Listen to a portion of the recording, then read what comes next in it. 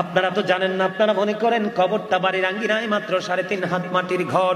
আল্লাহর হাবিব বলেছেন, আল কবরু রাওজাতুম মির রিয়াদিল জান্নাতি আও হুফরাতুম মিন হুফারিন নার। কবরটা জান্নাতের একটা বাগান হবে, জাহান্নামের একটা গর্ত হবে। আপনি যেমন কর্ম করবেন আপনার কবর তেমন হবে, আপনি যেমন কর্ম করবেন আপনার কবর তেমন হবে। মনে করবেন না এই কবরটা মুমিনের জন্য হবে দৈর্ঘ্যে প্রস্থে 70 গুণ চওড়া। আর যারা আল্লাহ রাসূলের বিধান মানেনি তাদের কবরে যাওয়ার পরে গায়েব থেকে আওয়াজ আসবে, হাদিস শরীফের মধ্যে এসেছে, মাটি এমন ভাবে চাপ দিবে রে ও বন্ধু, একটা হাড়ের মধ্যে আর একটা হাড় ঢুকে যাবে।